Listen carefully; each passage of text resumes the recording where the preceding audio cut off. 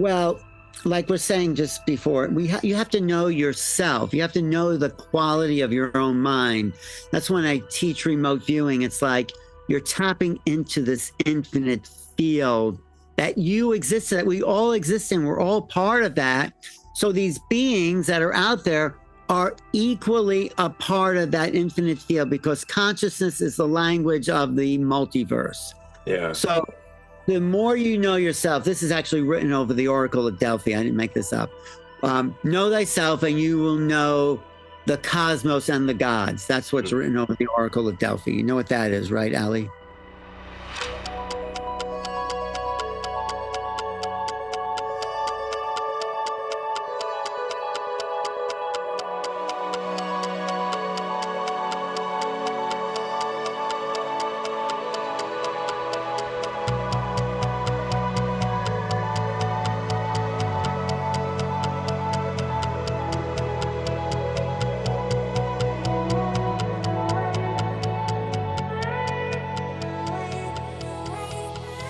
Hey there, beautiful souls. It's your girl, Allie, and we are back at it again for another episode of Living Life Consciously. I have a very special guest lined up for you tonight, and I am stoked to get started. So without further ado, Justin, say hey. Hey there, Cosmic Thrill Seekers. I'm Justin. This is Living Life Consciously, where we explore the extraordinary, ride the waves of inspiration, and embark on an adventure of limitless curiosity together. Leslie?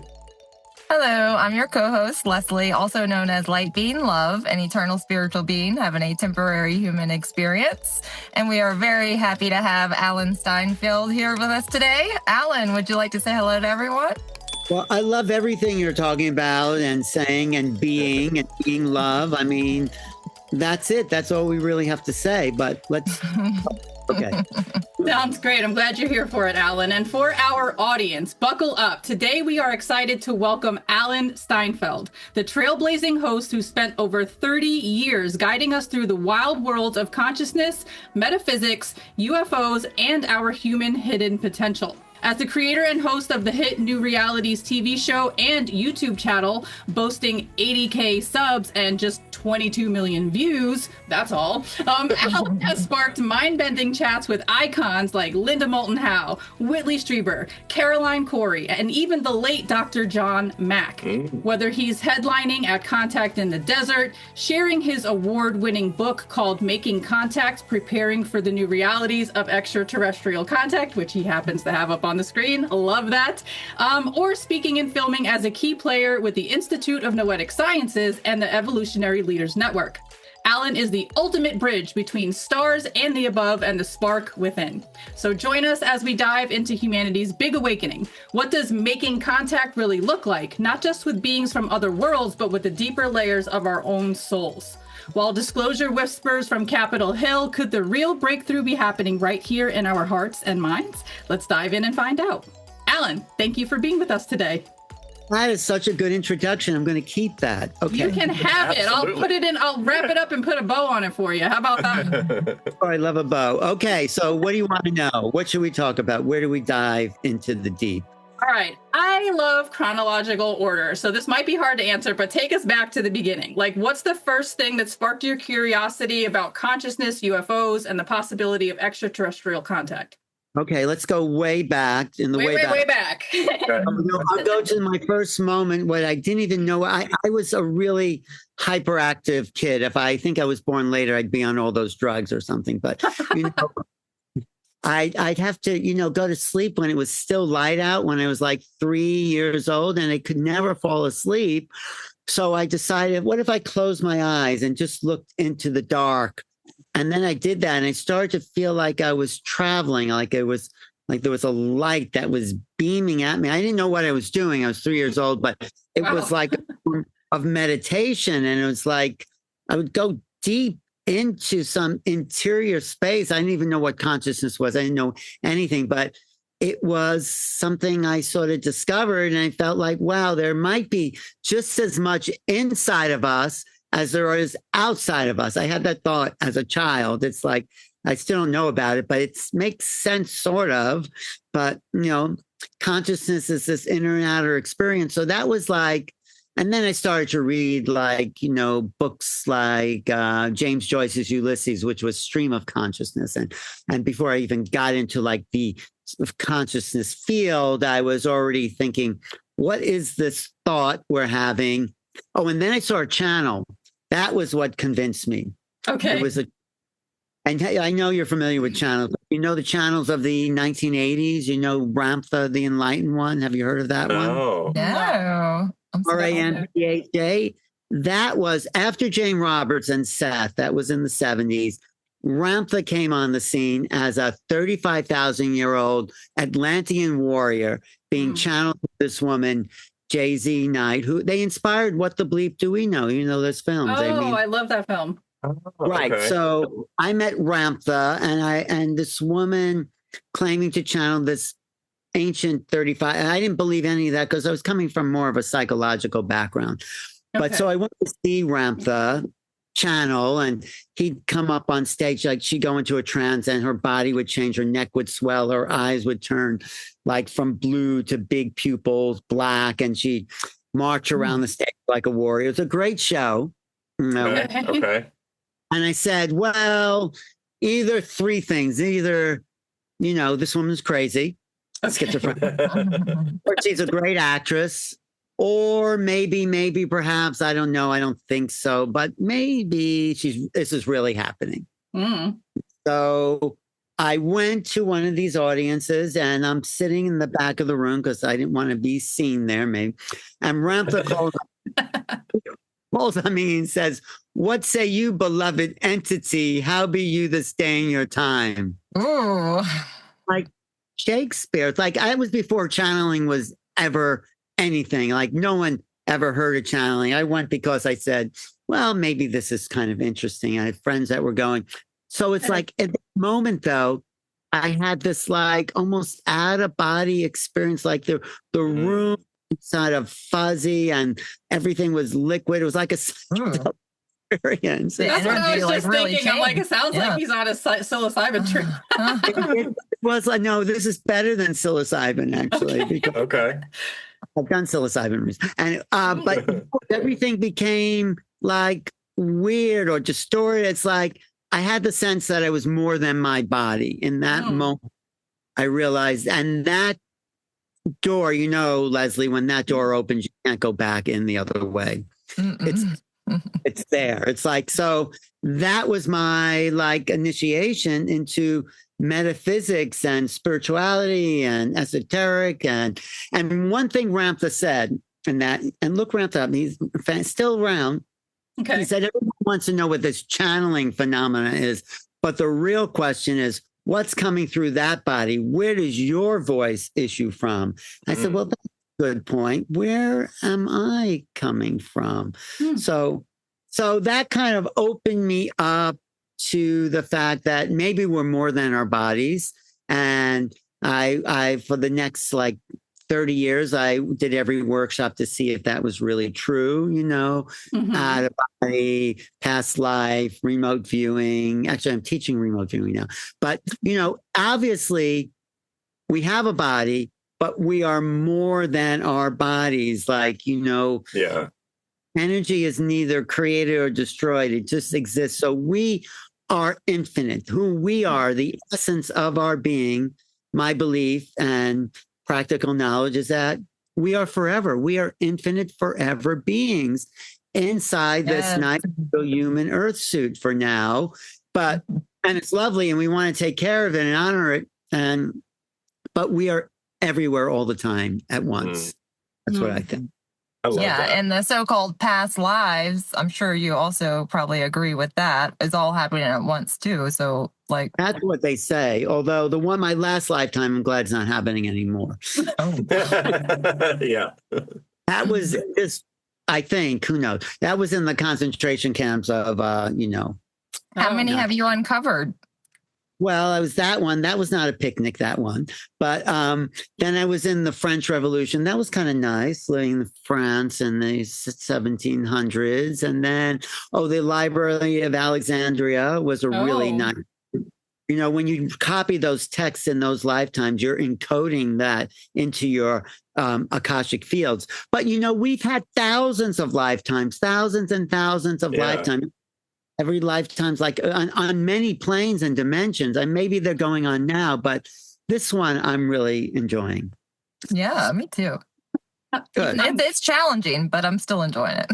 Yeah, and I'm really glad that you're using it to its fullest because like we said, like I told you before we actually started this call, you've been on my radar since my spiritual journey started. So it's like you've been doing the damn things for a minute and a day. And I just really am proud of you for how much you've been taking that role on and being a beacon of light for people like me and Justin and Leslie coming up in our spiritual journeys. So thank you. Thank you. Yes, thank you. But the truth is, what else are you going to do here? Like work in an office or like... There are plenty of NPCs happy with their life right now. That's all I can say. NPCs? What's an NPC? A non-player character, like somebody who's non-playable character. Reinvested in the Matrix. It's a simulation term. Huh? Oh, right. You should identify the simulation. Or does that come from Dolores Cannon originally? I'm trying to think now. I don't even know. So they're playing their own game, though. They're not playing our game. Right. So they're in their own simulation reality. Yeah, pretty much. But if you're interested in all the stuff we're talking about, then all you want to do is find out more. It's sort of addictive. Right. Like, Absolutely. Yeah, I totally agree with that. I feel like every time I have a question and I go to seek the answer and I dive down the rabbit hole thinking I'm going to come out with one, I come out with like 50 more questions and 10 more ideas I never even thought to think before I went down that hole. So it's like I keep the more I know, the more I realize I don't know. And then she has like this murder board brain. Oh yeah, I'm always trying to connect dots. Murder board? You know how they have like the pictures on the board and then you tie all the strings and make the connections between what's related to what? That's what my mind does 24/7, even when I'm love that. No more connection to be made, like when you discover them. I know. I find that when I'm writing, like, oh, I could connect that to that. But anyway, what else? So that was like my start at 3 years old. Wow. I don't know if we've spoken to anybody that started that young. I mean, we spoke to a few people that said that they had like pre-life memories, but apparently everything is happening all at one time. I'm still trying to wrap my brain around that one, that it's like, there's apparently there's no past or present. It's all like the one present moment. I don't know. I'm still trying to wrap my head around that. It confuses me, to be honest. Well, when you're really present, like right here, right now, there's no time. You're just present. Right. So that's all that really exists is the present. It's just a projection of a past and a projection of a future that's not real on the level that presence is real. Does that make sense? Yeah. Yes, absolutely. You could go into multidimensionality, but you don't want to miss the presence right here. So love that. Okay, so I'm interested in what you say about making contact with oneself. So you said making contact with oneself is key to making contact with others. Can you expand on what that means in terms of consciousness evolution? Well, like we're saying just before, you have to know yourself. You have to know the quality of your own mind. That's when I teach remote viewing. It's like you're tapping into this infinite field that you exist in, that we all exist in. We're all part of that. So these beings that are out there are equally a part of that infinite field because consciousness is the language of the multiverse. Yeah. So the more you know yourself, this is actually written over the Oracle of Delphi. I didn't make this up.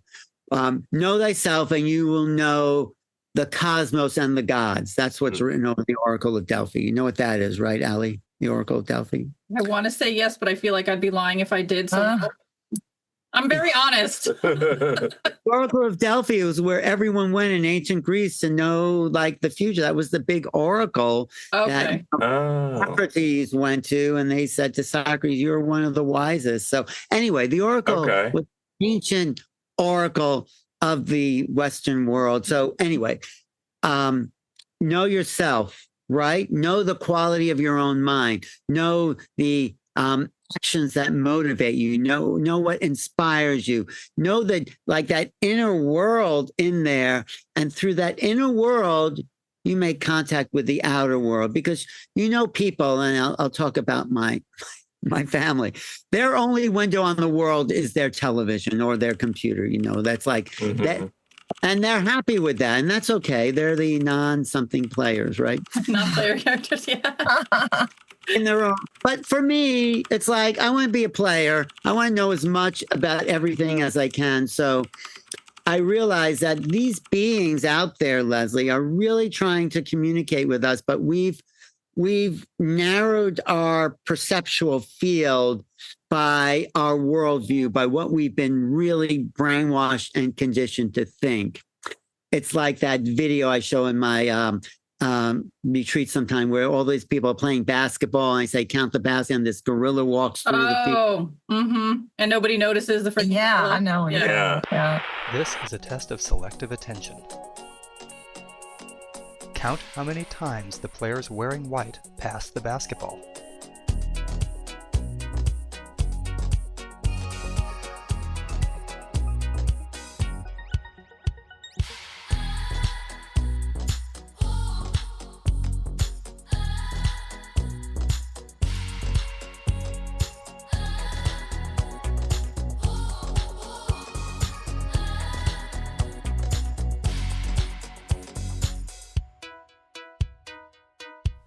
How many passes did you count? The correct answer is 15 passes. But did you see the gorilla?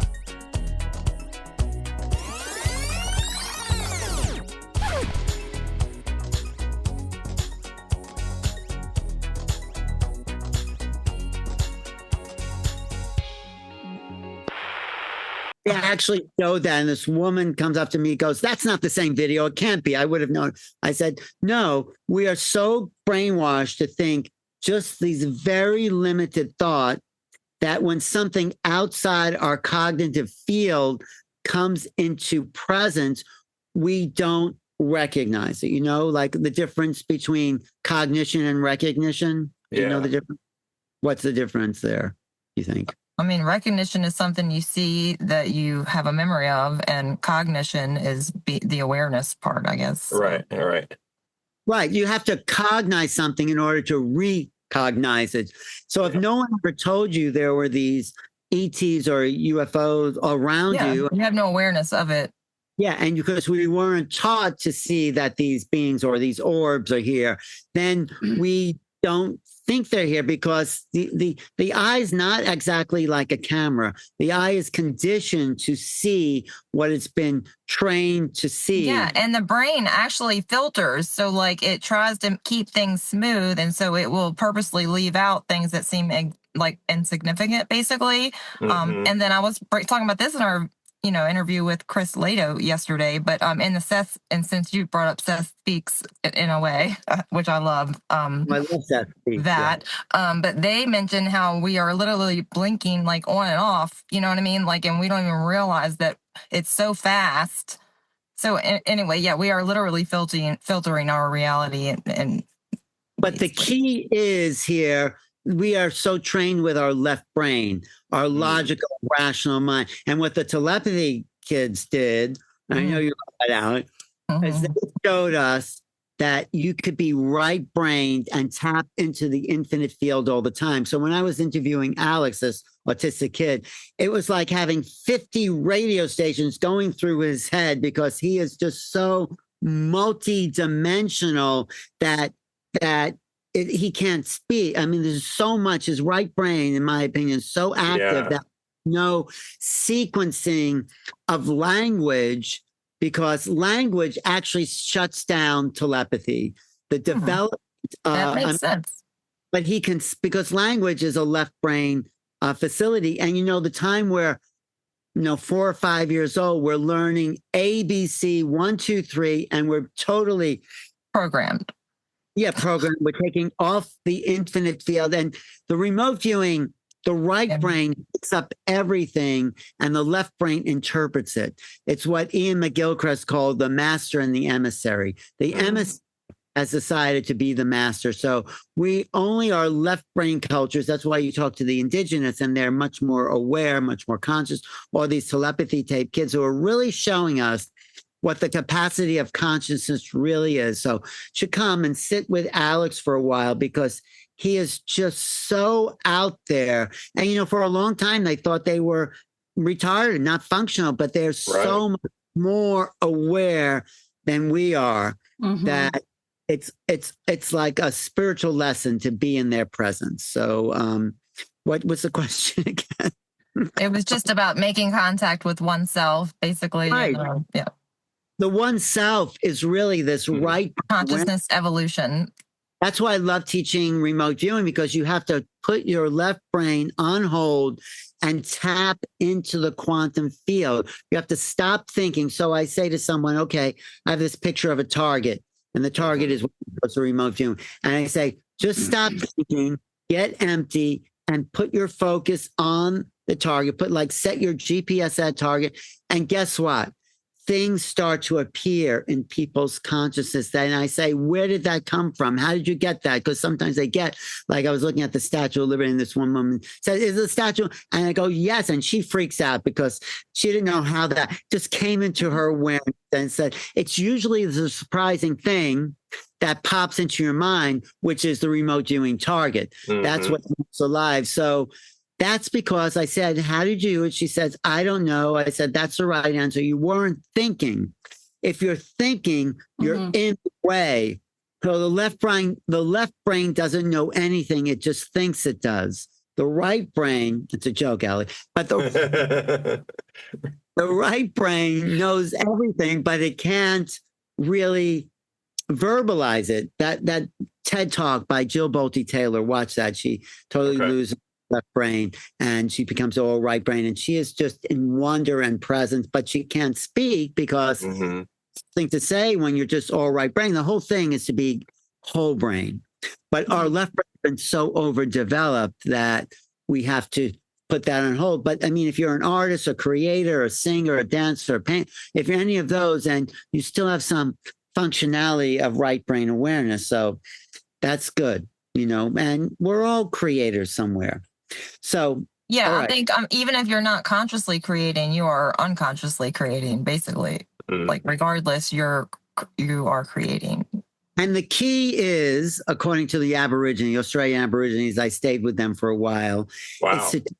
They were amazing people, fantastic. They are the oldest continuous civilization on the planet, 60,000 years old. Wow. So the English has showed up in the 1800s, but they were really amazing. So they said their religion is dream time.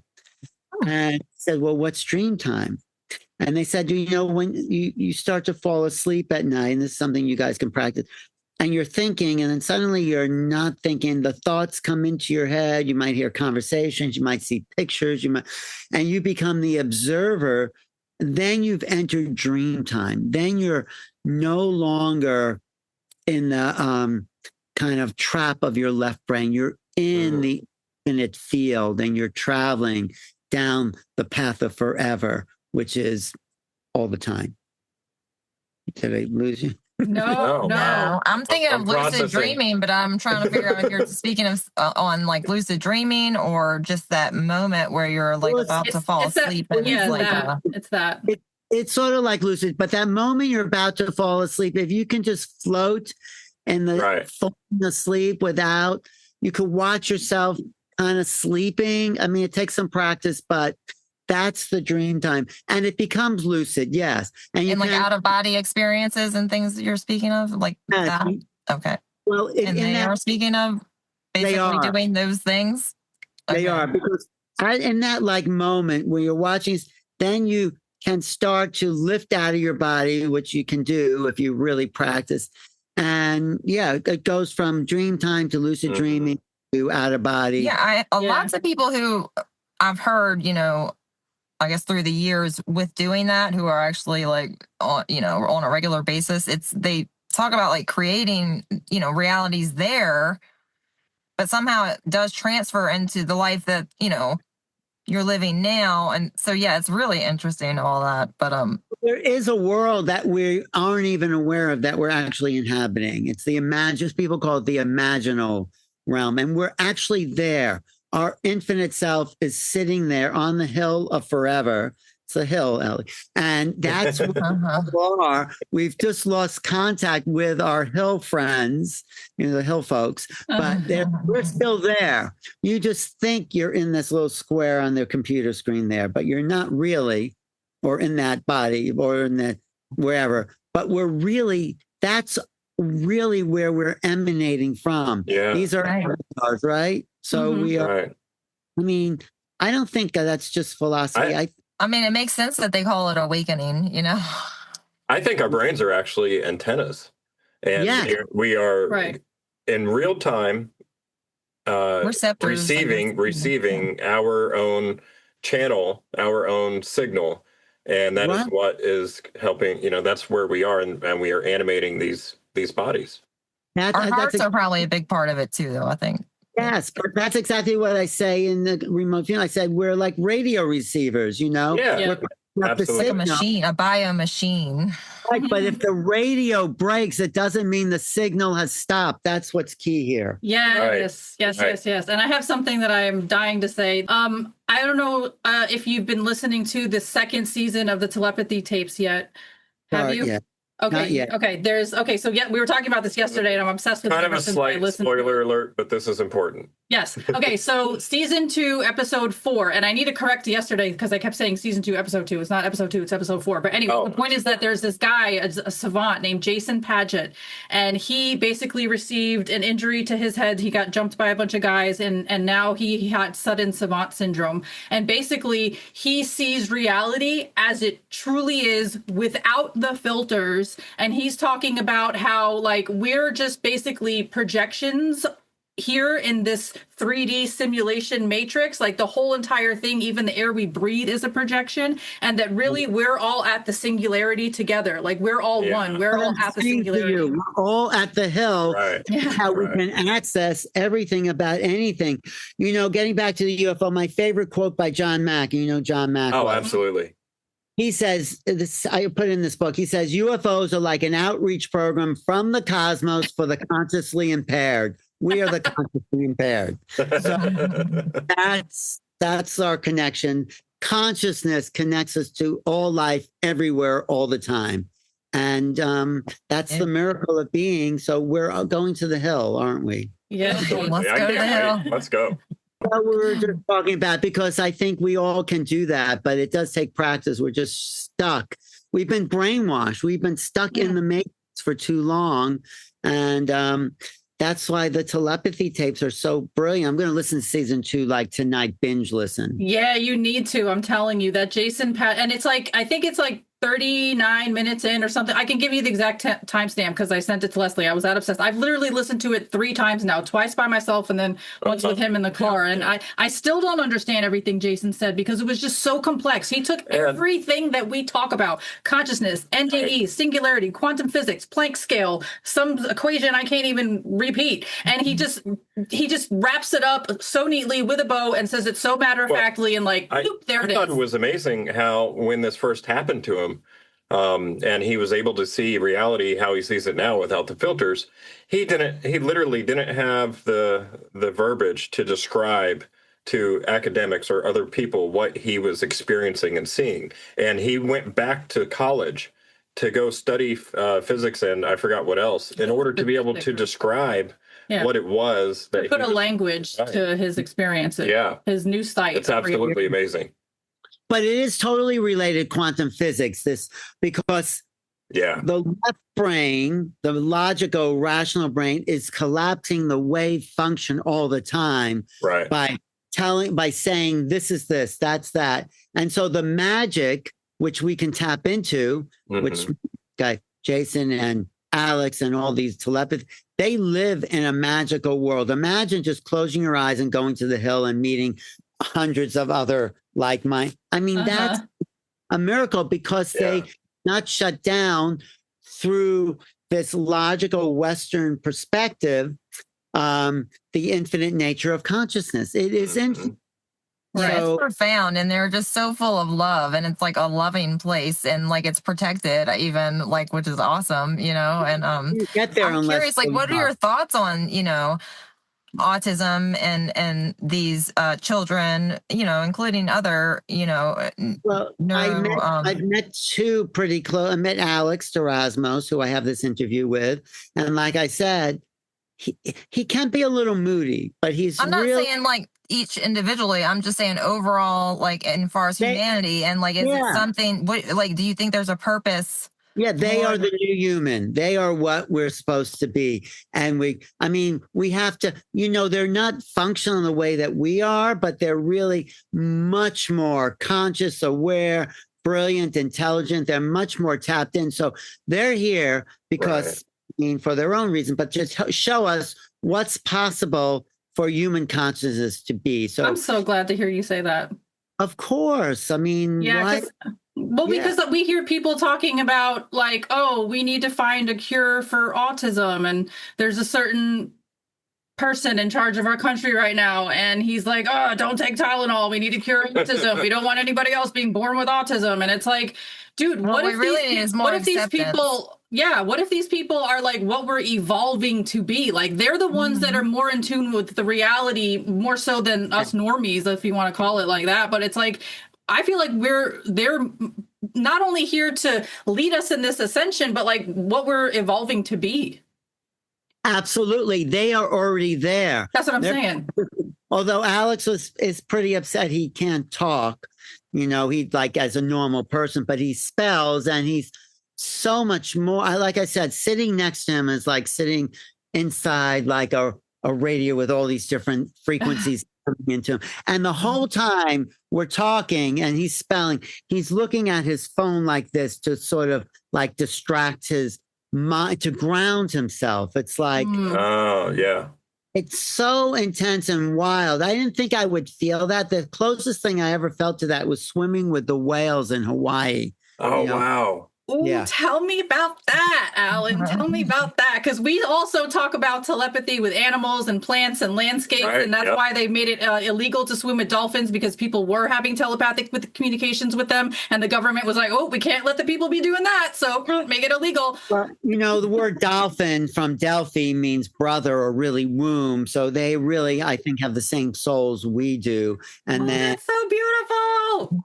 Yeah. Yes. So actually, I saw a dolphin. I mean, I've seen lots of dolphins. I swam with them in Florida, right down there. Oh, yeah. Go to Dolphins Plus. You could swim with them. But I was at SeaWorld once, and I was with this woman who was a real dolphin lover. And this dolphin kept swimming over to us and turning over and showing its side. And I realized, wow, his whole area was swollen. It was not well. He was trying to tell us to help him. Oh, poor thing. But those pools are really just polluted. Yeah, they're trapped in there. It's horrible. It is horrible. My friend started crying because she was just so sensitive. But the dolphin was trying to tell us to get, and I didn't know what to do. And I felt, it was just awful. Did you help the dolphin that asked you for help with its side? Because I keep going back to that in my brain. He felt bad. He couldn't. Oh, I did. I felt bad. I tried to get, maybe we told someone at SeaWorld, but I did feel bad because it was really communicating with us and in a really intelligent way. It was like, I didn't know what to do. It's all right. I can tell you're also sensitive to energy because you do speak. I mean, just in this conversation alone, you kept talking about people's energy and what you were feeling. So like Sam, like you have a pretty very in tune. Low. You've removed the filter for the energy vibes. Yeah, as much as I can. Sometimes, but dolphins. I actually worked with this guy named John Lilly. You know who John Lilly is? I don't. No. You ever see the movie Day of the Dolphin? And he was teaching dolphins how to speak English. He had this woman named Margaret Howe living in a water room with a dolphin, Peter, and she was teaching him how to speak. But speaking like we do is so boring for a dolphin because they can emit 4 sounds at once with nose and nostril, blowhole, vocal cords, and tongue. They all at one time. We are just imagine speaking one syllable sound at a time. And dolphins are much more complex. And, when you anesthetize a dolphin, they drown because they don't sleep. they sleep on one side of their brain at a time, and they're right. Because they're conscious. Every breath they take is a conscious breath. Mm-hmm. So we have an automatic breathing system. They don't. I don't think I knew that. They're always conscious. So, from their first breath, and you can communicate with them. They're not from this planet. There is no evolutionary lineage to a dolphin. There just isn't. They say they were mammals. I went back into the ocean. But you know what? If you look at their physiology, their blowhole, which is like where they breathe out of, is on the back of it's like at the top of their heads behind eyes. And there's no pathway to that evolution on this planet. So I think they were put here from a watery planet that they all live on somewhere. Mm-hmm. And they communicate back and forth from there like the hill. And, so I think dolphins and whales are a whole other species from another planet. We're hardly from this planet because we're so different from all the other animals here. Look what we do with each other. And oh my goodness, I know. So that's exactly. So when you said that, it made me think of the scene from Hitchhiker's Guide to the Galaxy, where in the beginning, like the dolphins leave the planet because they're getting ready to wipe out the Earth. Oh. It's an important and popular fact that things are not always what they seem. For instance, on the planet Earth, man had always assumed that he was the most intelligent species occupying the planet, instead of the third most intelligent. The second most intelligent creatures were, of course, dolphins, who, curiously enough, had long known of the impending destruction of the planet Earth. They had made many attempts to alert mankind to the danger, but most of their communications were misinterpreted as amusing attempts to punch footballs or whistle for tidbits. So they eventually decided they would leave Earth by their own means. The last ever dolphin message was misinterpreted as a surprisingly sophisticated attempt to do a double backward somersault through a hoop while whistling the Star-Spangled Banner. But in fact, the message was this: so long, and thanks for all the fish. Okay. That's a different vibe. Another Hollywood disclosure, right? Tiger dive, but I know what you mean. But no, dolphin, like I said, means brother. So they're also here, like the telepathy, to teach us really what consciousness is about.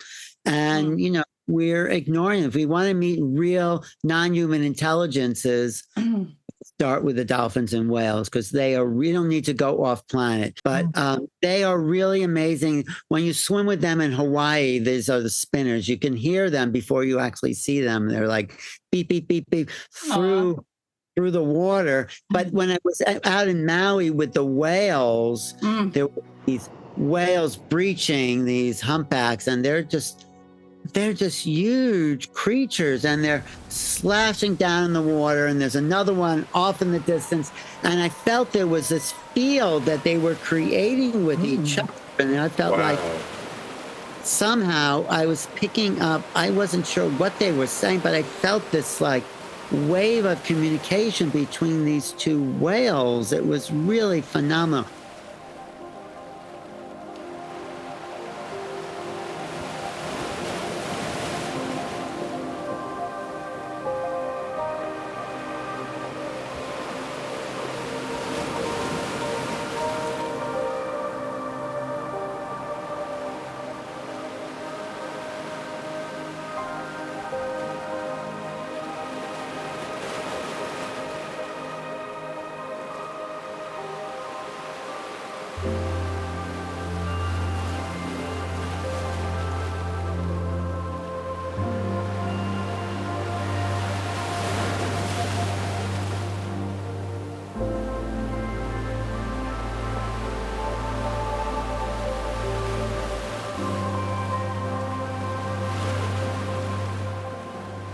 So I say that because that's similar to what I felt sitting next to Alex, in the autistic field, where all these fields of energy were just flowing through him.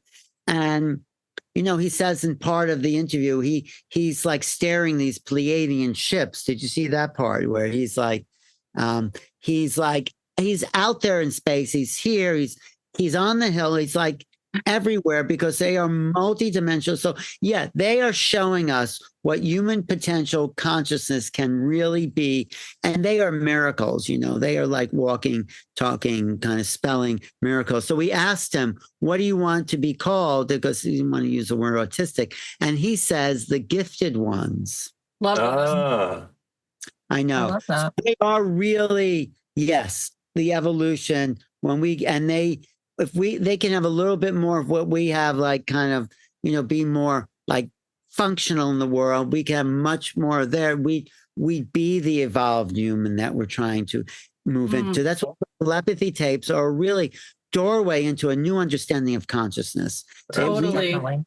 Yes, and Diane Hennessy is a genius for having really discovered that. I'm so grateful for her and Kai Dickens, both of them, because this podcast, I have been talking about it nonstop from the moment I heard the first episode. I've been telepathy tapes, everywhere, everybody I talk to, telepathy tapes. I sound like a parrot, but it's like, it's so mind-blowing to me because it's like, it's really showing us that and this is something that Jason says in season 2, episode 4, go watch it, that they're not even, remember how I just said a second ago, I feel like they're the superhumans that we're evolving to? He said that they're not even super anything. They just have filters removed. We all have the ability to have telepathic communication and all these kinds of things. We are just programmed by society from birth, programmed by religions, and we have all these filters in place because, there's a lot of people that when they were kids and they told their parents, oh, I'm seeing da-da-da-da-da, and the parent was like, no, little Johnny, that's just your imagination. And then you get talked out of what you're actually seeing. So it's like you're programmed and you're desensitized.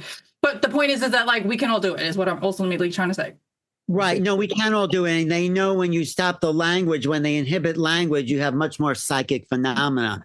And what I think is my theory of the Anunnaki and all that, we were mutated to language size our reality or, talk about it because that would shut us off from the psi factor, which connected us to infinity. So the mutation that happened in humans that developed language, and then we think everything is language, where, you call something a tree, that's not the tree. The tree is the infinite being that has no name, So we live in a semantic reality. I think that's what. And so we're not living in the world, we're living in our overlay of words of the world, and we're missing the world itself. So that's what language does. And, it's great to communicate like this because we're also psychically actually talking to each other. The words are just the space holders, the permission slips, as Bashar says, to the psychic interchange we're actually having here. Does that make sense? Yeah. And near-death experiencers, who experience, another dimension, the other side or whatever, but they say that there are no words. So our language is very limited, even with what we have. You know what I mean? Like we can't even express fully what we're trying to get across. And all our energy and our vibration and everything does play a huge role in everything, But even with UFO experiencers, there are no words, it's like you can say, oh yeah, I saw these beings, but the field that takes on the vibratory distortion in a way of those beings, right? You were going to say something about that. Yeah. It's like can't be put into words, really. I don't know. Yeah. So speaking of that same person that got sudden savant syndrome, what was his name? Jason Padgett. Yeah. He's developing a system that can detect the vibrations or whatever field it is of your thought to be able to translate other languages in real time. And basically, so when we say hello in English and somebody says hello in Japanese, there's a similar, or there's the same frequency there. Right. And this thing can detect it and then translate into whatever language. I think that'd be awesome because then you could be able to talk to animals. Well, that's what translations is, the best translators try.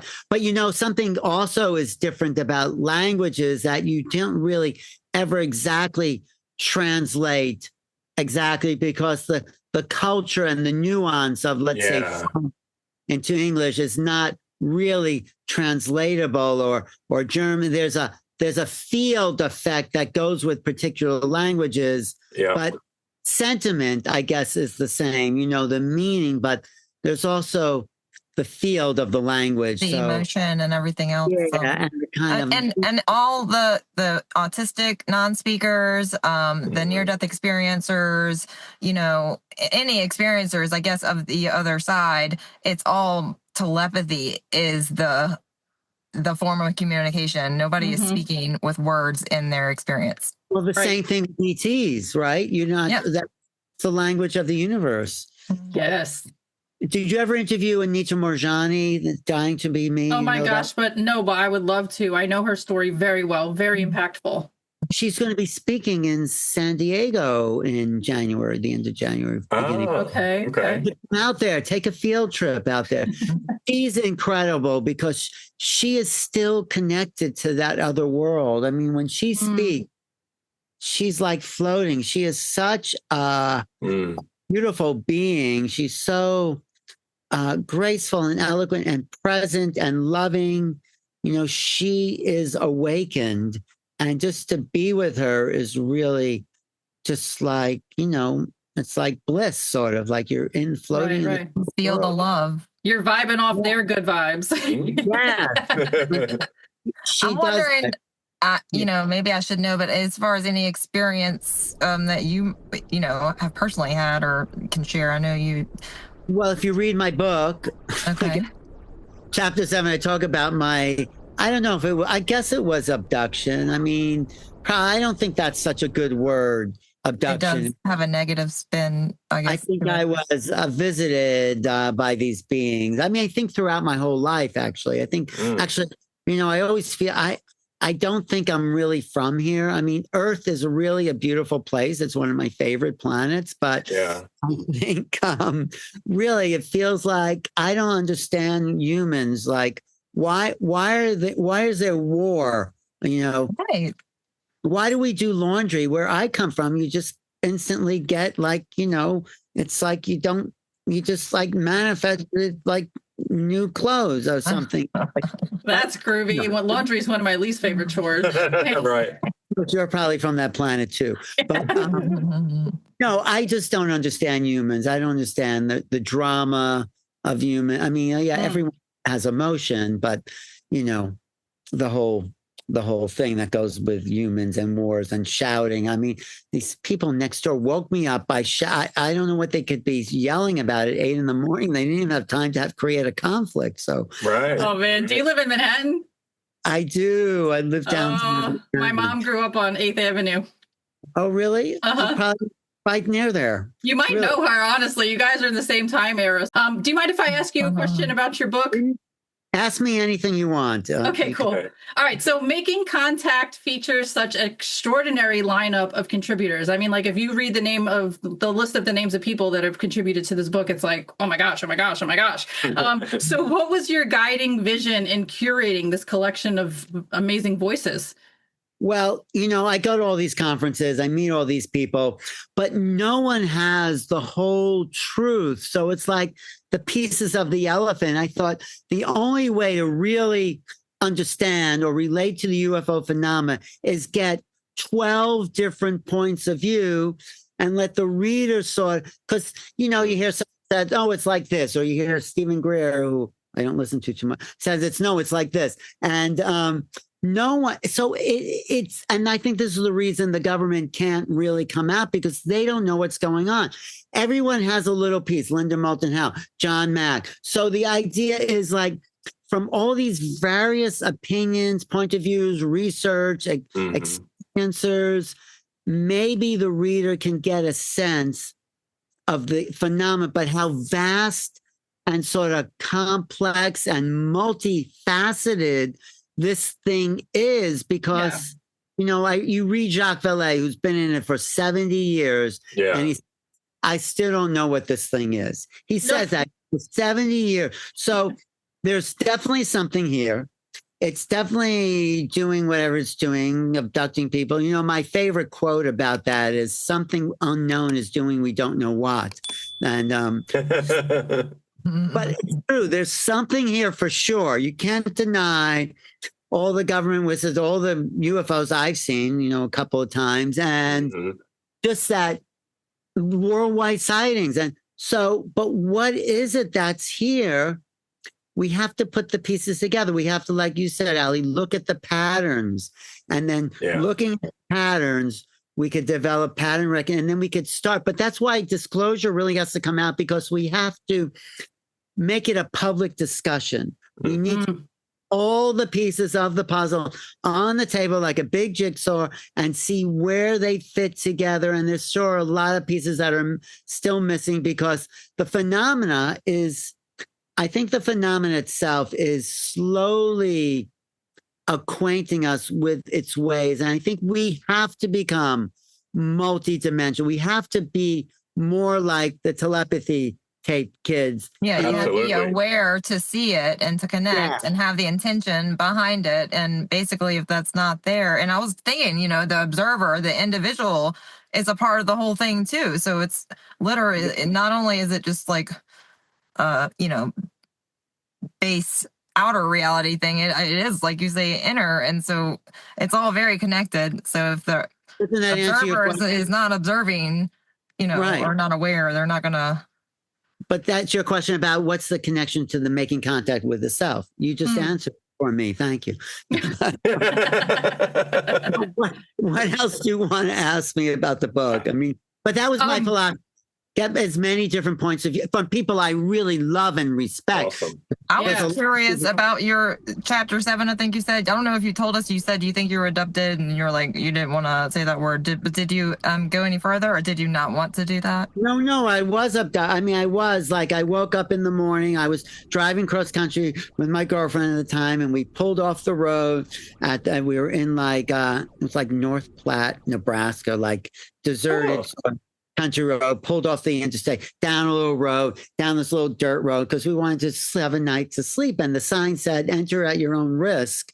I should, which was, I think, because these irrigation canals would come in and just like if you were down. But no, we were just really tired and we just passed out. Usually we roll around, but we were just passed out.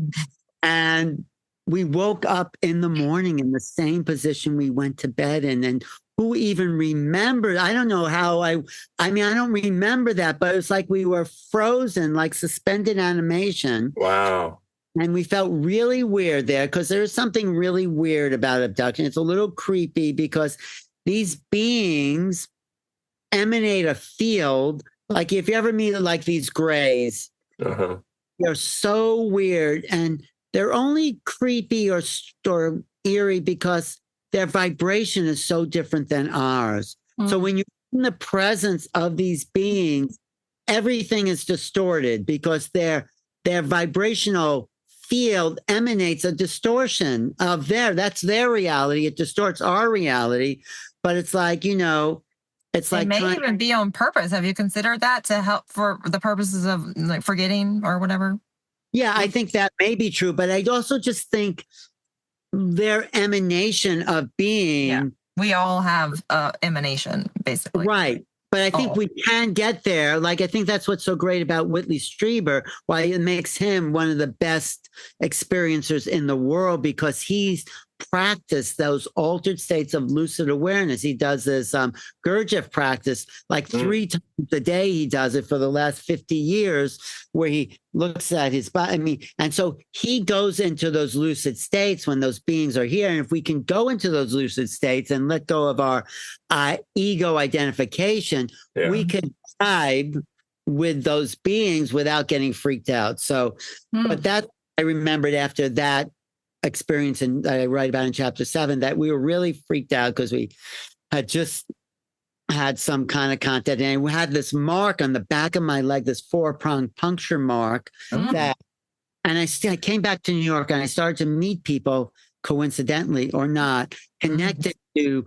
Bud Hopkins. You know who Bud Hopkins was? Absolutely, yeah. So I met people connected to the Intruders group, Bud Hopkins group in New York, in the 80s. And I said, well, have you ever seen this kind of mark before? I goes, yep, that's an abduction mark. And that's 2 things that freaked me out because I didn't remember being abducted or that. I just remember passing out and coming back. And then it also made me obsessed. That's why. All right. Okay. I am obsessed with the subject because I want to know everything about it. That's why I know all these people who wrote these chapters. But you go to all the conferences, you go out to lunch and you call them up and say, hey, I'm writing this book. Can you write a chapter? And they go, sure, And That's then so awesome. We'll just talk to you for hours about the most incredible things. And, but they're great people in this UFO field and they all have a great individual point of view. There's this overlapping, telepathy, Ali, is used in 11 out of the 12 chapters there. And the only person who doesn't use it is Nick Pope, who mainstream sort of, Nick, right? Oh, yeah, we interviewed him before. Yeah. So he starts out the book because I wanted, I didn't realize what I wanted because how was I going to put all these chapters together? But I started with Nick and he says, every book must have a villain. So he's the villain. He says that. He's the villain that says it's okay for the government to keep secrets. He says that in that chat. I'll send you a PDF of the book where he says it's okay to keep secrets. So he's really the external point of view. It's he's the exterior. He's like the thing you have to get. And then every chapter takes you deeper into deeper layers of the phenomenon until you get to Carol and Cory, who's probably the closest thing to an ET, And so I go from the investigators like Nick Pope and Grant Cameron into co-researchers like John Mack and Linda Moulton Howe, into experiencers, and I break the experiencers down into abductees and contactees. This is just my own classification. So, contactees don't have such a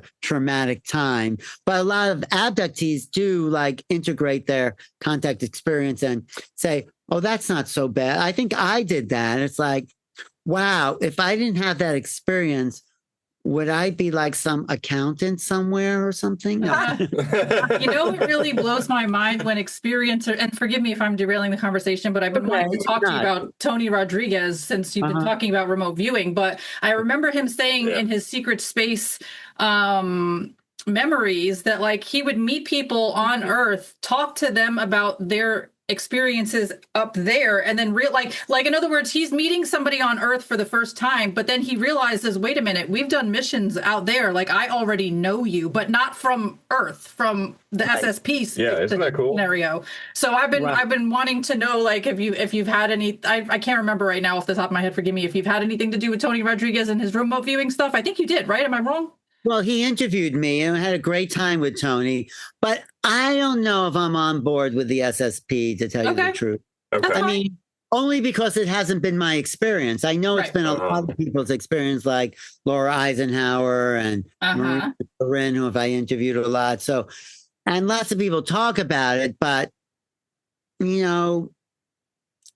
people say that about it, and I say, oh, abduction. They say, yeah, right. It hasn't been their experience, but if it's been your experience, then it's true for you, right? Exactly. Right, So you could tell me you've been to Mars, but maybe you haven't, maybe you haven't. But until I get there myself, and maybe I have been there, maybe you recognize me from there. But everyone has their sort of cognitive limit that. Sure. I like Tony. I think he's a great guy. We had fun, but I don't know about the secret space. that's just my thing. No, that's fine. I mean, everybody has their own level of acceptance, and what they. Yeah, we've interviewed a couple people that have claimed to have been on a moon of Jupiter and Ganymede. Ganymede. Yeah. So, Alan, what's the most profound or surprising contact story that you've heard that still gives you spiritual goosebumps today? Oh, that's good. Well, I have to say my own experience. I had an experience. I was sleeping at my parents' house on Long Island, and I did have these. I was given this little creature after I was abducted there with my girlfriend. A couple of months later, I was woken up in the middle of the night and given this creature, I guess it was a hybrid, to hold in my hand. They woke me up by rubbing the inside of my leg, with this furry thing. No, that was a little weird. I was still. So, I know they're strange. Their ways are strange. So I woke up in the middle of the night, I guess, and I'm sort of half awake and was given this thing to hold with big eyes. It looked like a deer. And said, I guess I was supposed to have an emotional, but I said this, I said to myself, what is this? This is weird. Why am I with this little, I wasn't afraid. It was just weird. So it caught you off guard. Well, more than that, it didn't quite freak me out, but it's like, why am I holding this little animal? Did they tell you? No, they didn't tell me. But they just wanted me to, I guess, make contact, as they're saying. Do you think maybe it was a hybrid child of yours? I was thinking that too, like some sort of genetic. Somehow you are in that thing. Yeah, like maybe from the prior abduction. Yes, I think they took my sperm. That's what I was saying. What I was saying, basically. Oh, you could say it. I don't mind being part of an alien race, but what are you going to do?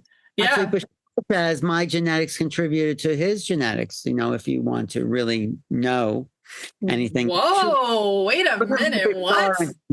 Yeah, my Bashar interview says it. So, yes, I think definitely that was part of my, they take some genetics from some person. They might like the color of their eyes. They might like, this or that. And so they really splice together. But I think primarily that particular creature, which I didn't have, I thought maybe if it was, I would have an emotional connection. But it was only afterwards I realized that, they want, I mean, just woken up in the middle of the night, given this creature to hold, didn't freak me out. It's not normal. Maybe your telepathy wasn't on and functioning. They probably were give you the message, you just couldn't receive it. But if you want to know what was your question, gives me the spiritual spiritual goosebumps.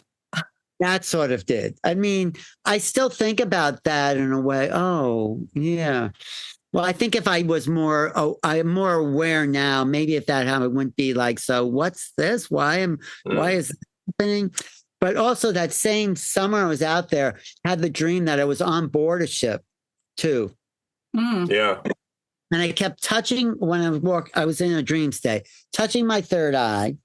And then they said, oh, we can't work with you anymore. Because I was too in control of my own awareness, just by. But when I was on there, I saw this kind of woman. She looked like she was sort of tired or having she was really, someone I didn't know, but she was having a hard time with something and then I sort of remember it, but I went to like a unity, celebration the next day, and that woman was there. Right. Oh, wow. I think it was the same one. And I didn't want to go up to her and said, I think I saw you on a UFO last night. That's an icebreaker. But I did say something to her. And I said to her, hi, how are you doing? And she goes, I never felt better in my life, is what she said. And that was so odd that I think she was the one, because there is this kind of upgrade that happens. That happened to me and my girlfriend. After our abduction, we were definitely vibing at a higher rate. Our spiritual physical contact was at a whole other level after that.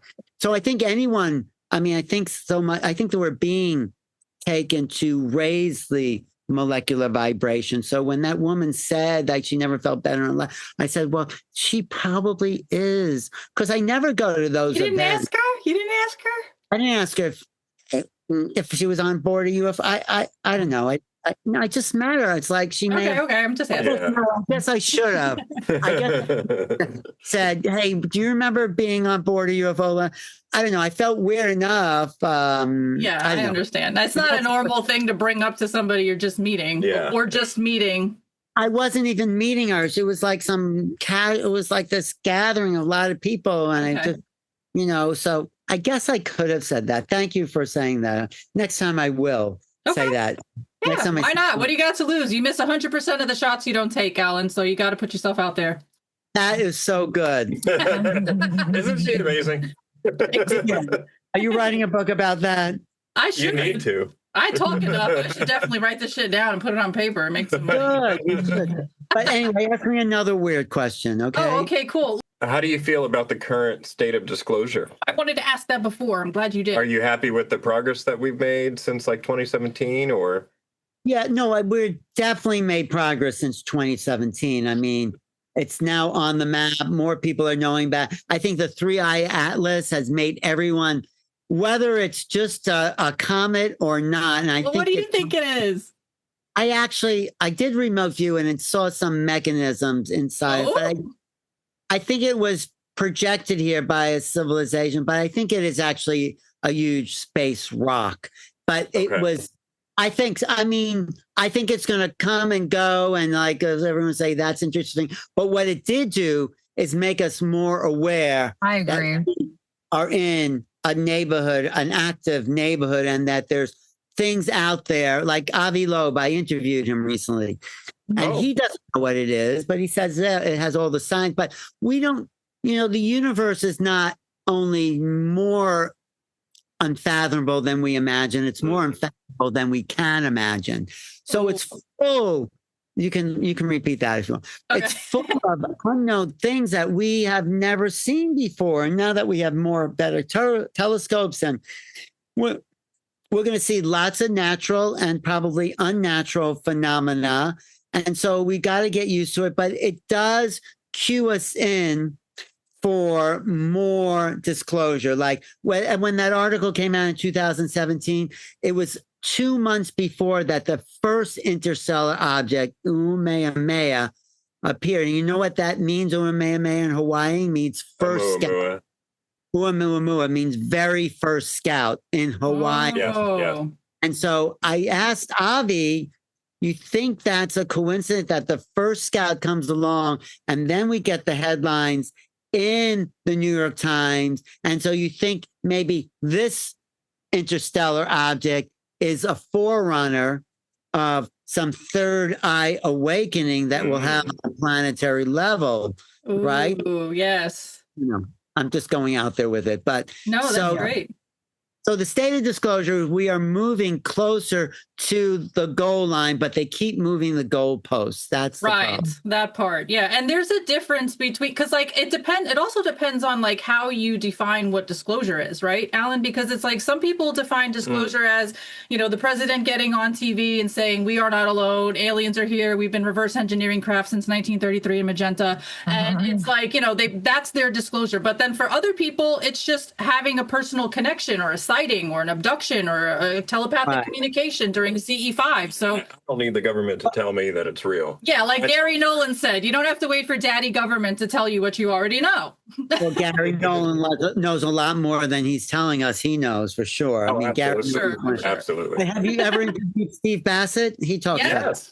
We talked to him about how he thinks that it would be possible, not that it would happen, but there was a possibility that Trump would use disclosure as a distraction from the Epstein files. That was our conversation. Thing on my show about that. He got 80,000 views.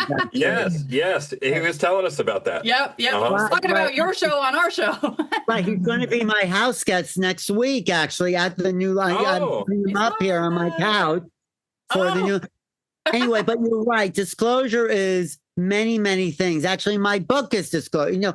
It's Elizondo's lies are disclosure. So disclosure, I think, has to be a real open discussion. I was just hanging out with Danny Sheehan in Washington, D.C. And have you seen his latest disclosure, sort of real? I'm on that, talking about how it is a people's movement. So it doesn't have to be the government. But if the government comes out and says, guess what, kids, we have company, that's a game changer. So right now we're still guessing. So the government involvement is key in formulating consensus reality. For me, I've seen stuff. And so there's many levels of reality you want to talk about. Yeah. But I think it has to be a public discussion. What were you saying, Brian? I was just going to say, if anybody's out there who's watching this, just to speak on the magnitude of our universe, of where we've found ourselves in.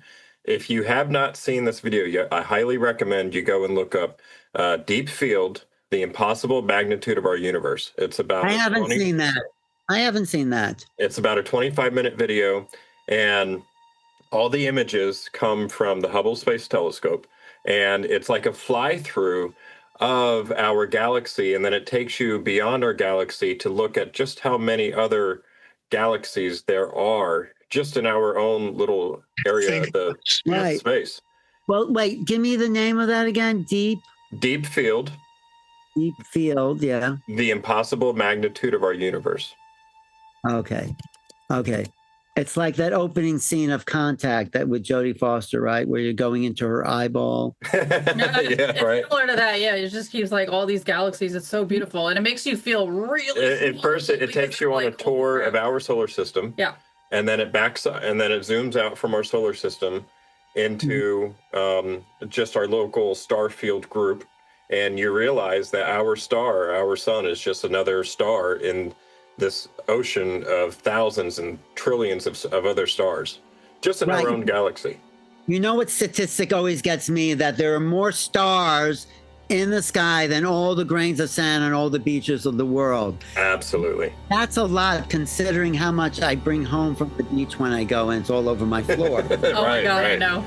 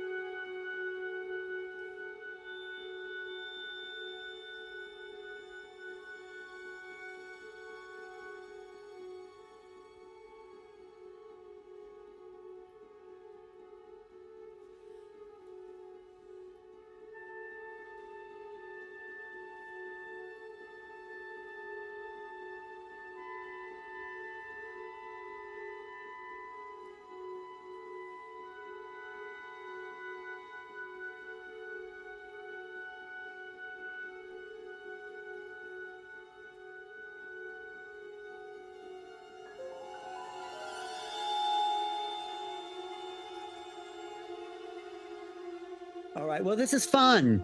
I'm glad you're having a good time. I'm glad you're smiling, you're laughing. It's all good. We're regular, fun people. I mean, what's not to smile? Yeah. Right?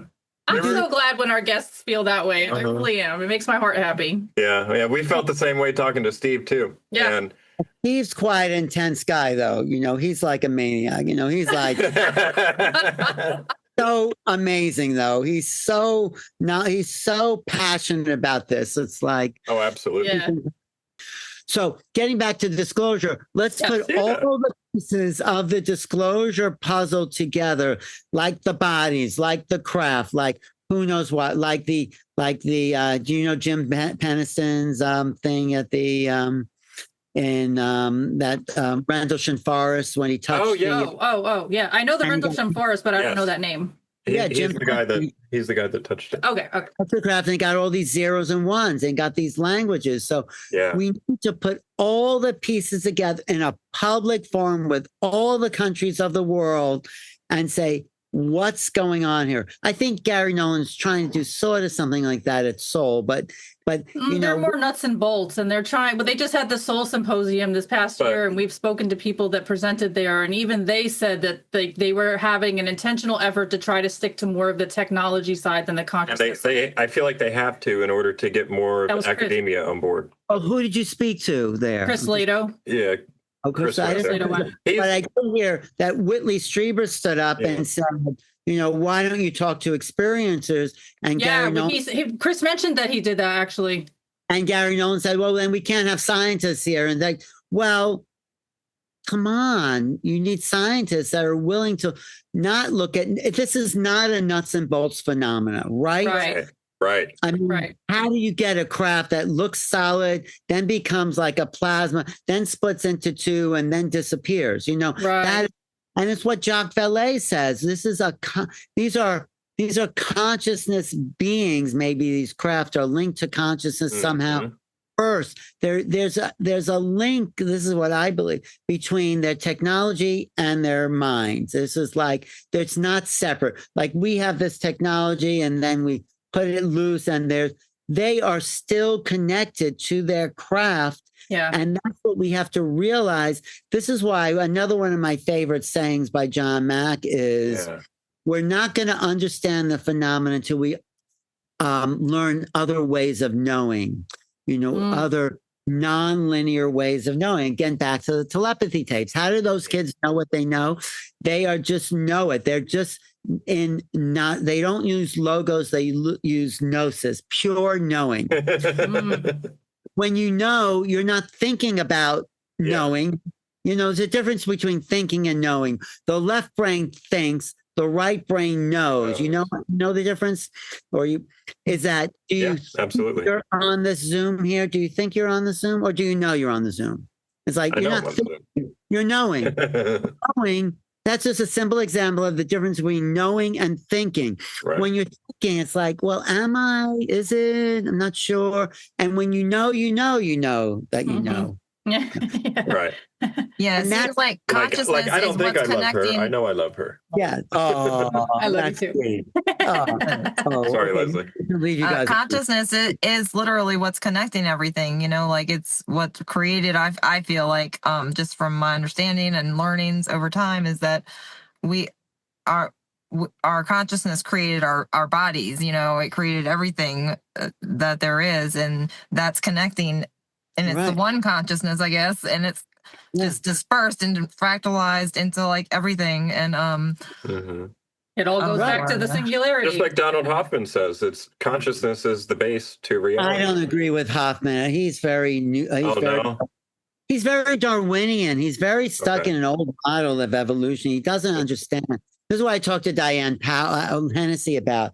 She says consciousness is only a hard question if it's the end result of all this phenomenon. But if it's the starting point, then it's the easy question. Everything derives from consciousness, right? So there's no, the hard questions of consciousness. So, there's so, but I was going to go back to that guy, Jason, you mentioned. Yeah. He doesn't think about what he knows. He knows it because consciousness is pure knowing. And we put these filters in the way of language and thinking. And that's why we're sabotaged in like kindergarten when we learn ABC 1, 2, 3, because then we are categorizing phenomena into boxes. There's nothing wrong with that way of knowing, but we need to balance it with the creative aspect. We're all here to be artists, like William Blake says. Oh man, Alan, you are like checking all of the boxes of all the things that we love talking about around here. I love the fact that you keep going back to the telepathy tape. So I love you for that. Thank you so much. Please do our audience a favor and let them know where they can find you online. Drop your links and then let them know like what cool stuff you have coming up, like this New Life Expo in New York City next week. Right. Well, I have the New Life Expo, November. When is the show coming out? 15th through 16th. Okay. Yes. So when's the show coming out? Yeah, this show. After that. I'm sorry. I thought you asked when the expo was. I apologize. I know when you got to go because I have to be there. But thanks. Yes.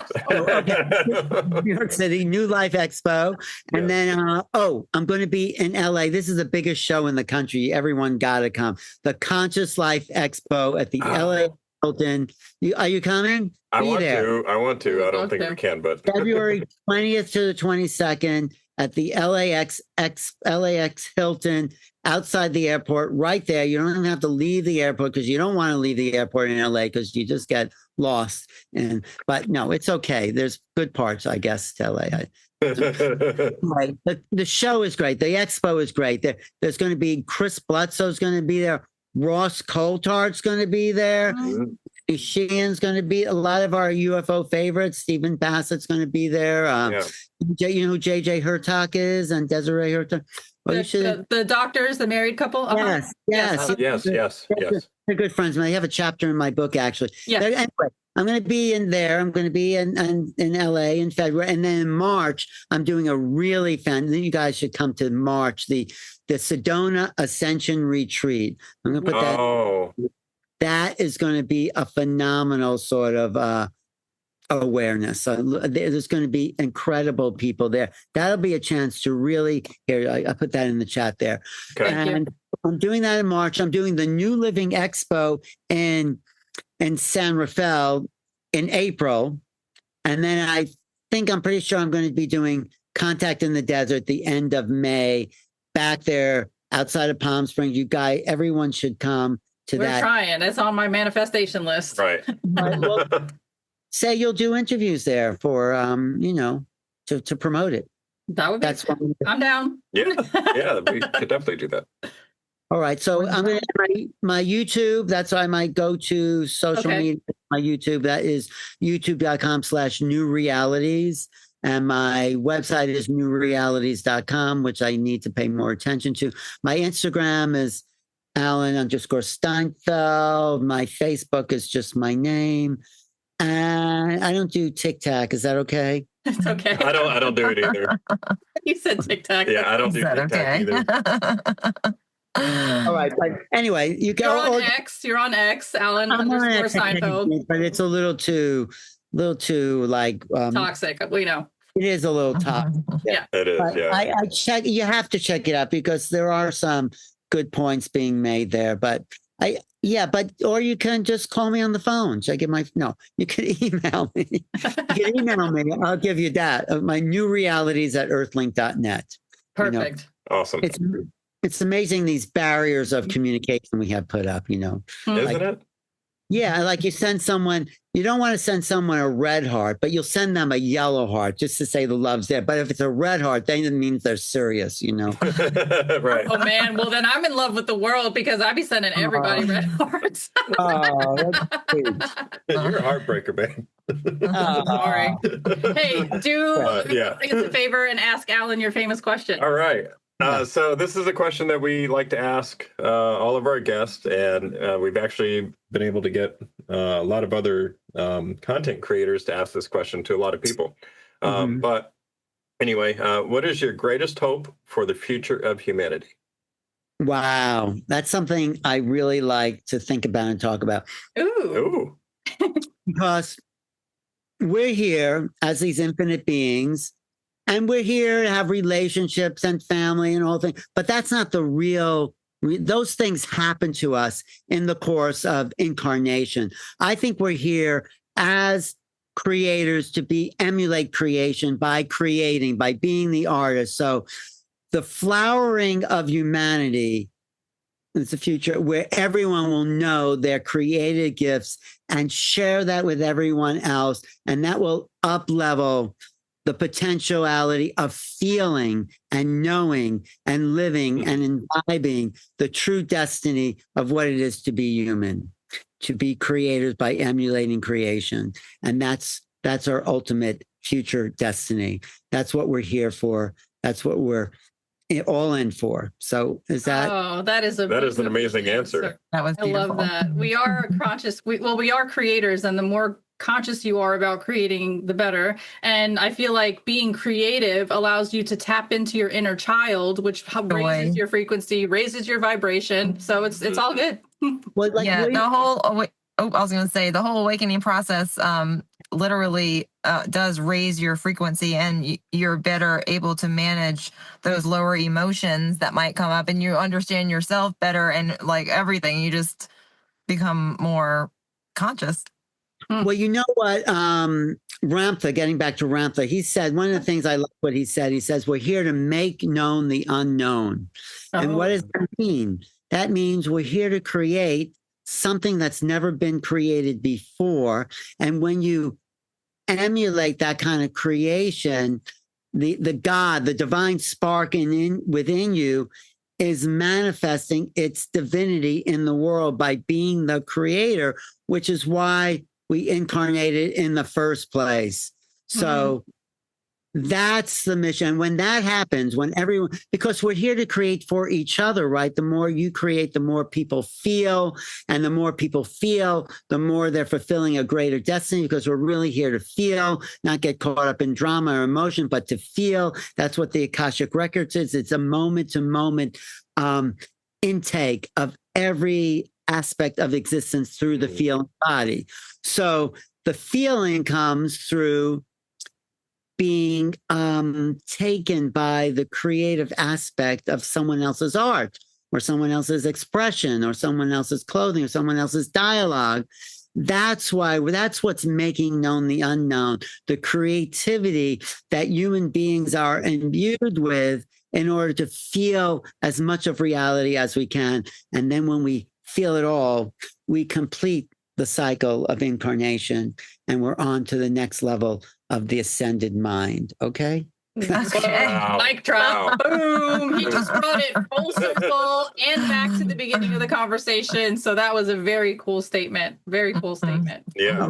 I love that. I love this conversation. Because I think about that, we are, the more alive people are those that are creating. Those are the artists, Mm-hmm. E. Cummings, one of my favorite poems, says, if you're not the artist, you go about working for someone who is. So there you go. Wow. So we're here to be the artist, ladies and gentlemen. You are here to create, whatever that means. Could be speaking, it could be teaching, it could be walking, it could be talking, it could be doing your hair in the morning. I don't know. It's a million things, but I totally interrupted you. I'm sorry. I tend to do that when I get excited. But yeah, I was thinking about creation and reaction. They are spelled with the same letters, and I have this quote I made, but I can't remember it completely right now. But we are creating, because they're spelled the same. It's almost like we can either react, but also in the way that we react, if we're consciously reacting, I guess you could say, or unconsciously reacting, but we are creating. So our creation is literally with our reaction, and they're spelled the same way. You can either do that consciously or unconsciously. In the Kabbalah, they say the letters of a word are vibration, and if you have different letters in different forms, it's still the same emanation of vibration. So I think we're onto something there, Kabbalistically, that is, And Jason Padgett touches on that too, with what Justin was talking about how words all have the same kind of resonant meaning. And that and the thought that I had when I heard him say that was well, that makes sense about why people understand light language, because light language may not necessarily be vocabulary that we understand, but your soul gets the message regardless if you understand the words. So it's pretty cool. Right. I love translating light language when I'm hosting a panel. Oh, that's so awesome. That'd probably be a difficult job, but I also love how we're talking about creativity, and I can't help but put us up on a pedestal just for a tiny little second about how even making YouTube videos, doing what we're doing, just having conversations and sharing it with other people to indulge upon. I feel like that also moves the ball forward. So go ahead. And it's also raising our vibration because it brings us joy to do such a thing. So, and we're creating in that way. Your highest excitement, as Bashar says, Bashar, right? You have to follow. Absolutely. So that's what we're here to do. Follow our highest excitement in whatever way. Yeah. And that's what we're here to do. So right now, our highest excitement is talking together. How nice. Yeah. And I want to say, because I was thinking about Bashar, and, he does channel, aliens, for just to put that out there. And I feel like a lot of disclosure dismisses that or just turns a blind eye to it, but that's totally happening all over the place. There is contact in that way through channeling and so I just it depends what level of worldview, and it's all about love too, and joy and all the that's things. Why in my book, getting back to my book, I put a chapter in there by Darryl Anker as himself talking about his contact with this being Bashar for the last 40 years. So it's all levels have to be included in the disclosure, even the secret space program or something like that. But no, I don't know about that. Maybe we don't. No, but I don't know. But I think it all has to be laid out. Let's talk about it all. Let's make it a public conversation. There may be people that can't deal with the abduction phenomenon. That's like Gary Nolan and Soul. They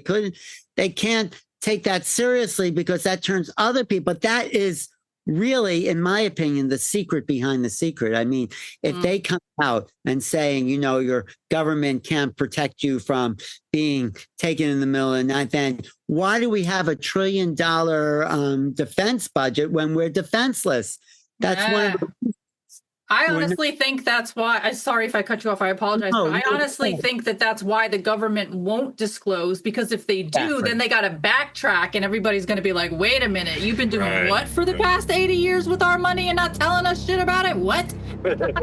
That's right. And I think the other reason is there's been a lot of kind of negative stuff. That's why Burchett talked about amnesty for those people involved in the legacy program. Yep. And then I also think there's been military, Pentagon, that are selling down crash retrieval to private industry and getting a kickback for the now. And I think that is highly illegal.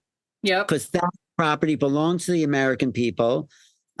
And we deserve, so there's a lot of weird stuff just on the government side of things. Let's just get it over with. And I think that's what Bashar is talking about. Well, 2027, the year that changed everything. It's where, okay, the jig is up. Here we go. This is real. We're here. Get used to it. And let's go into the next phase of planetary civilization where we take our right. And what? Level up.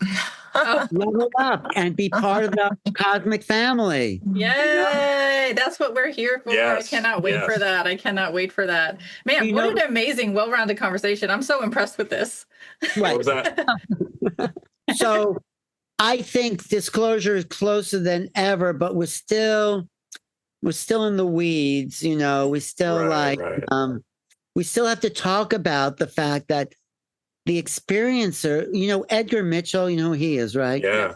He says the consciousness of the experiencer holds the key to what consciousness is. He says the experiencer is key in this. This is what Grant Cameron says. He says in my book, chapter 2, if you've seen a UFO, you were meant to see it. There are no innocent bystanders. Have you seen UFOs? Oh yeah. Uh-huh.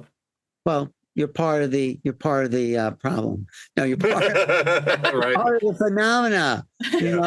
That's why I love going out with Chris Bledsoe. You know who Chris Bledsoe is, right? Yeah, absolutely. I would love to meet him and talk to him. That'd be the Skywatch with him. Well, we're gonna be doing a C5 in person with Cory Moo, and Cory Moo works with Chris Bledsoe. Well, just come to Sedona and do the CE5 with Chris in March 20th in Sedona on the Sedona Ascension Retreat. I would love to. I want to see you guys there. That'd be awesome. You're going to love Sedona. You're probably not going to want to move there, right? I can totally see that happening. Yeah, me too. You've been to Sedona? I have not, no. Leslie, you have, right? Yes. You have? Uh-huh. Isn't it mind-blowing? It's amazing. Yeah, I visited the vortexes and, did all the... Everyone has a conversation like this on every street corner. Man. Really? Whoa. No, it's part of it's kind of a... Wow.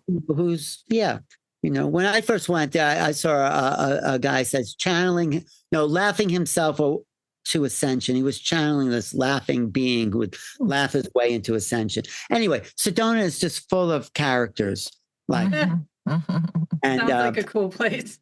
It is, and it's beautiful. It's red rock there, right? Yeah. And makes the rocks red, don't you? Iron, very good. Bing, bing, bing. And you know what is important about iron, right? What's that? Well, you know why your blood is red, right? Because of the iron. That's iron. Mm-hmm. But you know why the iron's in your blood, right? We're made of stardust? Well, sort of. No, but that's oxygen. Iron attracts oxygen. That's why when someone's anemic, they're lacking iron so they're not getting enough oxygen. So you're in an oxygen-rich environment in Sedona because of the iron. And iron does one more thing. Just a little Sedona pop quiz.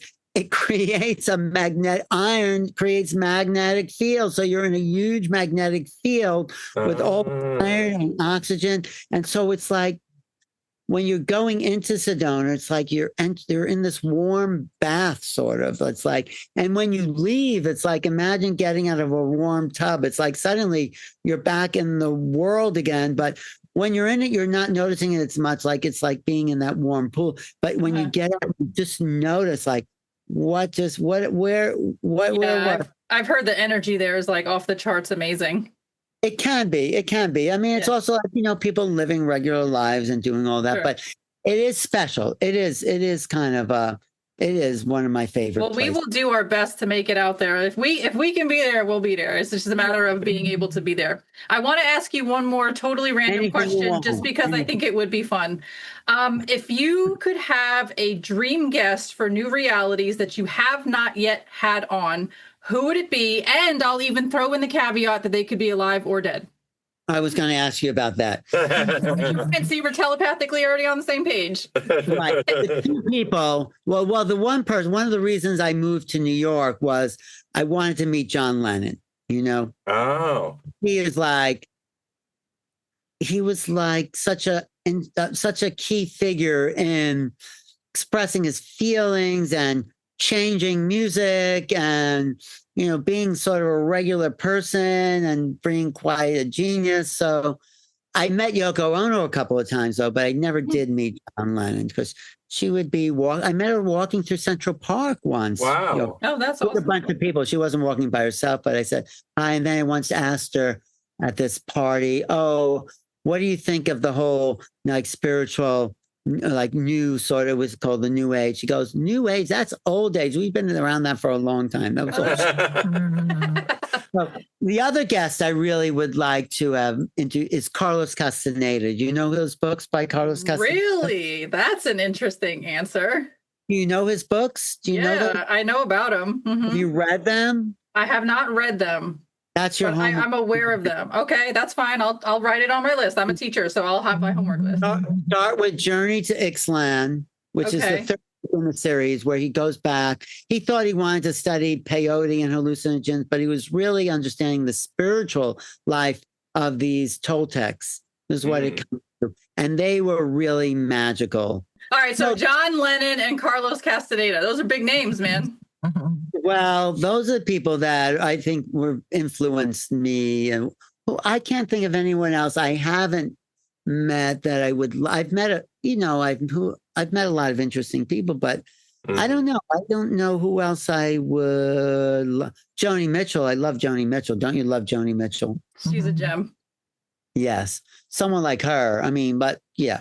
I don't know. I'm sure there's more. Yeah, no, that's fine. That's a great answer. Yeah. So let's but who would you like to meet, Allie, or interview? Okay. All right. So since you asked, Alan, I'm happy I asked.